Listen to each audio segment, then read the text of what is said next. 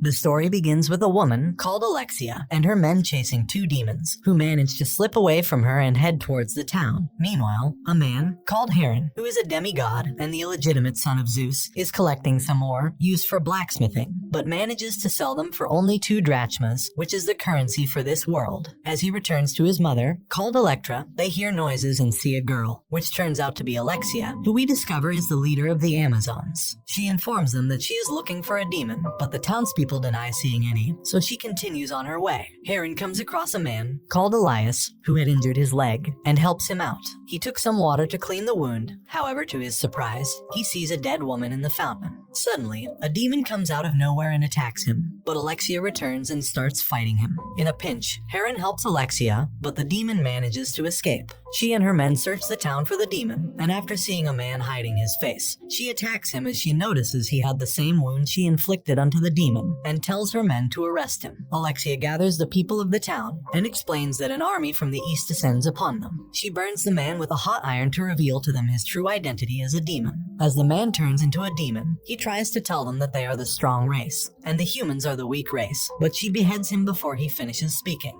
Heron wonders how such a thing could exist, and Elias tells him about the war with the giants. He tells him how the gods defeated the Titans, but as the last Titan fell, he swore a curse on the gods, and when his blood stroked the sea, the giants were born. The war between the giants and gods continued as neither could conquer the other. One day, Zeus convinces 2 giants to take up arms with them, and in a final battle against the giants, with the 2 giants' help, the gods defeated the giants. A god, called Hermes, then gathers their souls while the giant remains were cast into the ocean, while another god, called Hephaestus, forges a grand automation Talos to stand guard over the cauldron with the souls, so the evil could never return. Ages pass, and one day a giant's body is cast ashore. A man finds it, and upon touching it, he starts to be poisoned by the evil. Eventually, other men join him, and they ate the giant's flesh, turning them into demons. In the morning, Alexia tells Heron that he fought bravely, and invites him to join her to fight against demons and protect the town. Heron has no such desire as they had forsaken him and his mother. He wants to leave, but his mother tells him they can't, and tries to tell him who his real father is. But at that moment, people from the town come wanting to test if Electra is a demon. Heron starts fighting them, but as they overwhelm him, Electra burns her arm to prove that she isn't a demon. After seeing Alexia leave, Heron states that he should have gone with her. Elias tells him that indeed war is upon them, and they need to prepare. He tells him to climb the mountain, and there he will find a rose bush, and underneath it, there is an adamantine ore from which they will make him a sword like no other. Elias is revealed to be Zeus in disguise, and is confronted by a man called Ares,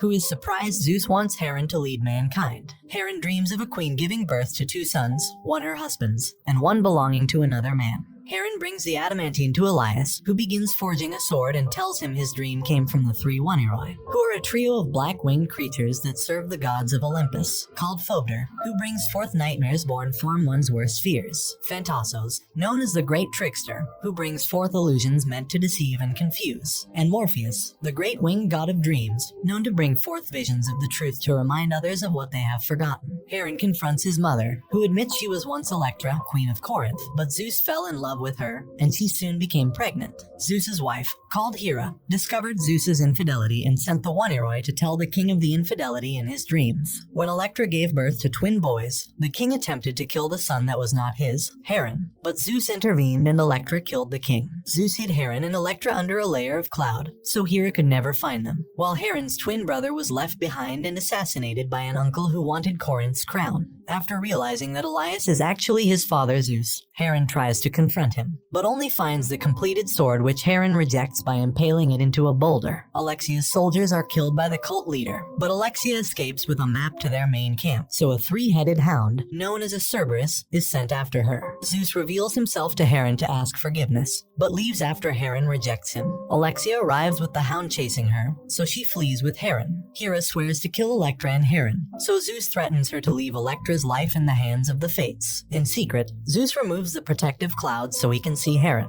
The demons attack, so the villagers flee to safety through Heron's iron mine. Heron causes a rock slide crushing several demons, so the demons' leader, called Seraphim, tries to kill him, but Heron was able to survive because Zeus sent him warnings using telepathy. Electra manages to hide from the demons, but Seraphim demands the villagers tell him where Alexia is. Electra kills them when the Cerberus picks up Alexia's scent, but Zeus hides her scent with a rose bush. After seeing Zeus actively intervene, Hera decides to intervene herself and redirects the Cerberus to Electra. Hera and the other gods confront Zeus, reminding him Electra's life is supposed to be in the hands of the Fates. According to Zeus's own laws, they would be within their rights to execute him to preserve peace among themselves. Zeus is forced to watch as Seraphim executes Electra, and takes Heron captive to turn him into a demon. Hera gloats at Zeus's misery, while Seraphim takes Electra's necklace commemorating Heron and his deceased brother. Alexia comes across Zeus disguised as Elias, mourning Electra before chasing after Heron.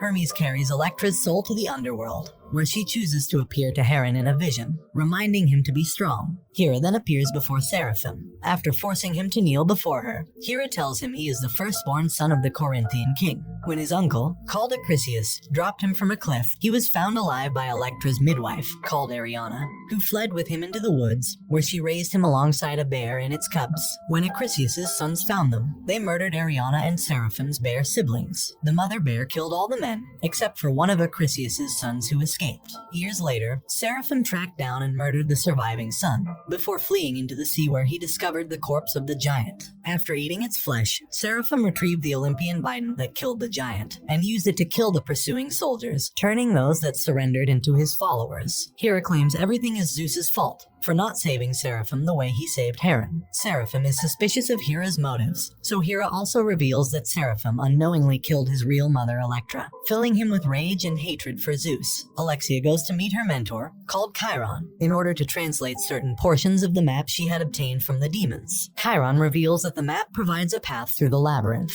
where the body of the giant that created the demons is hidden. Alexia tries to leave with this information, but Chiron reveals that he has betrayed her for the demons in order to protect his people. He surrenders Alexia and the map to Seraphim, but not before discreetly covering the map in mud. Hera leads Seraphim to the sword that Zeus forged for Heron. She states that the sword can cut through anything, including the automaton Talos that protects the chest which holds the souls of the giants. She also demands that Seraphim kill Heron, who has been taken on board a galley, where he conspires with other prisoners to break from their shackles and take control of the ship. Hermes reveals to Zeus that he saw Hera conspire with Seraphim. This revelation pushes Zeus to the edge, and he rains lightning to earth in order to protect Heron from Seraphim. Saved by Zeus, Heron is taken to Olympus, while Alexia and the other prisoners are directed to go to the entrance of the labyrinth, even though the map was destroyed. Seraphim is directed by Hera to find an artifact called the Cauldron of Darkness. Zeus tries to appease Hera and swear his devotion to her, but she only intends to accept if Heron is killed.